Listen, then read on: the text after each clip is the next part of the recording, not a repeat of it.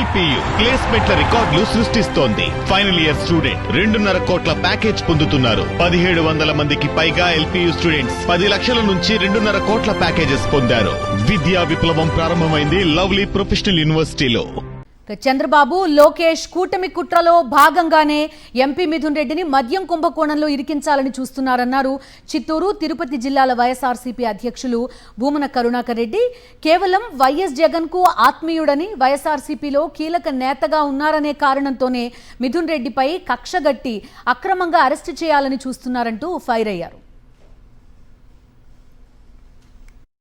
తెలుగుదేశం కూటమి యొక్క కుట్ర ఎంత దారుణమంటే, ఆ మద్యం స్కామ్తో ఏ రకమైనటువంటి సంబంధము మిథున్ రెడ్డికి లేకపోయినా, మిథున్ రెడ్డి పాత్ర ఇసుమంతా కూడా కనుగొనలేకపోయినా, కక్ష కట్టి జగన్మోహన్ రెడ్డి గారికి ఆత్మీయుడు కనుక ఈయనను ఒక ముద్దాయిగా ప్రకటించి మిథున్ రెడ్డిని అరెస్టు చేస్తే జగన్మోహన్ రెడ్డి గారి యొక్క ప్రతిష్టను దెబ్బతీయచ్చు అన్న కారణంగా ఈ రోజున ఈ రకమైన బరితెగింపుకు తెలుగుదేశం ప్రభుత్వం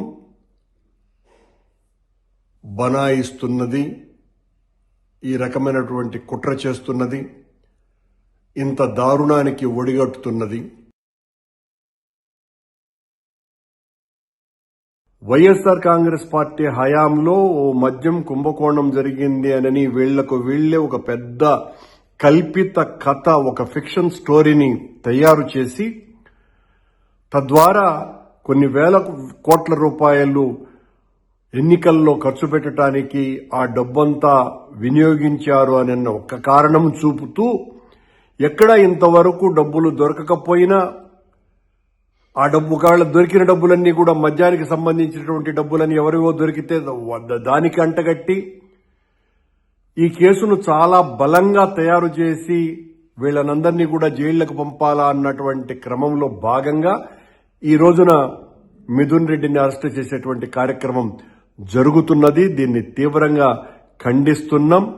కేవలం పార్టీలో చాలా కీలకమైనటువంటి వ్యక్తి కనుక, జగన్మోహన్ రెడ్డి గారికి చాలా ఆత్మీయుడు కనుక, ఆ ఒక్క కారణంగానే ఈ రోజున మిథున్ రెడ్డి మీద ఇంత తీవ్రమైనటువంటి ఆరోపణలు మోపి ఆయన్ను జైలుకు పంపించేటువంటి కార్యక్రమాలు చేస్తున్నారు.